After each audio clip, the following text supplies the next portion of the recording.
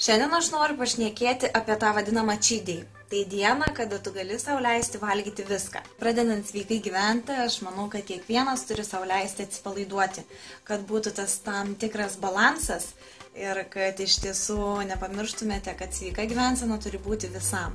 O tas vėlgi maisto toksai pasirinkimas, kažkas tenai riebesnio ar kažkas tokio, ko jūs nevalgytumėte kiekvieną dieną, tebūnie bus kartą į savaitę ar kartą į 2 savaitės. Žmogus įsivaizduoja, kad galbūt negi tai reiškia, kad niekada gyvenime daugiau nebegalėsiu valgyti mėgstamo šokolado, ar niekada negalėsiu paragauti savo mėgstamo pyrago, ar galbūt išgerti kokteilio savo mėgstamo. Prieš pradedant sveikai gyventi galbūt buvo kažkiek sunkiau to atsisakyti, bet vėliau aš tiesiog prie to pripratau.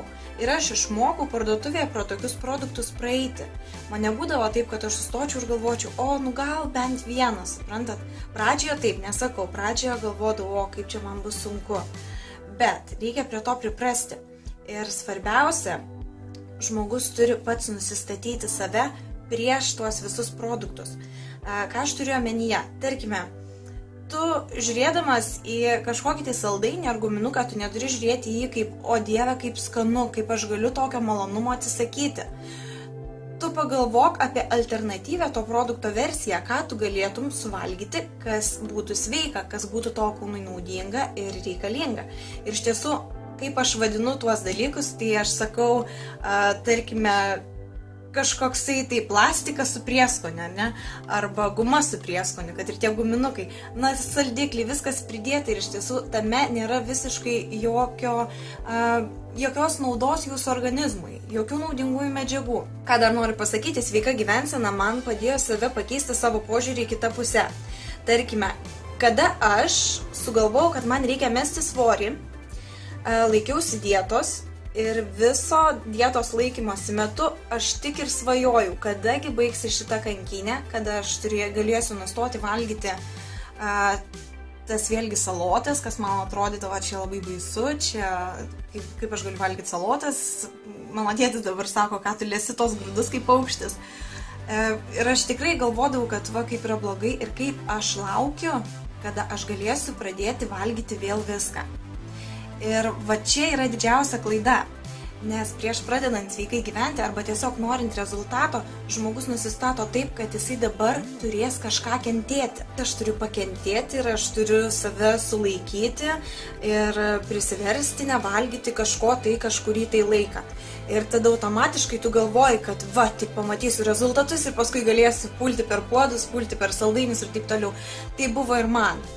Iš tiesų, kai aš norėjau rezultato, aš labiau galvojau apie patį rezultatą, o ne apie tai, kad reikia iš dalies keistis. Reikia keistis, net ne iš dalies, bet apskritai reikia keisti savo požiūrį. Ir tas rezultatas niekada nebus laikinas. Tu pasieksi tokią kūno formą, kokios tu visada ir norėjai, koks tu ir turi būti. Ir kada tu pakeisi savo mąstymą ir galvosi, kad aš sveikai gyventi turiu visą likusį laiką, ir ta vėlgi cheat day bus kartą į 2 savaitės ar kartą į savaitę, tai tada iš tiesų rezultatai bus kitokie, jūsų savijauta bus kitokesnė.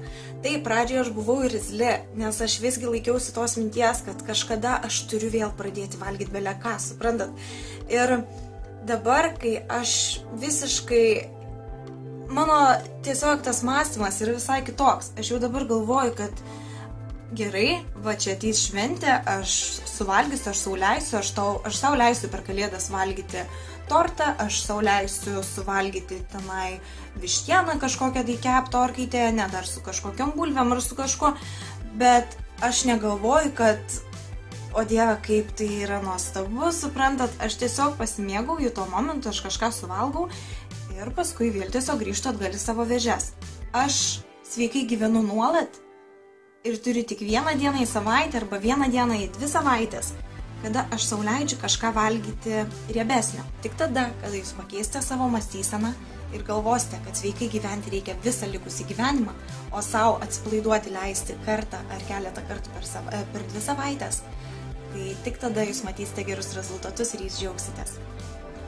Taigi tiek šiandienai, jeigu kažkas turite klausimų kažkokių, ar norite su manimi apie tai padiskutuoti, ar tiesiog kažką parašyti, labai kviečiu užeiti savo sveikos gyvensenos dienoraštį puslapį Facebook'e. Iki, mielieji!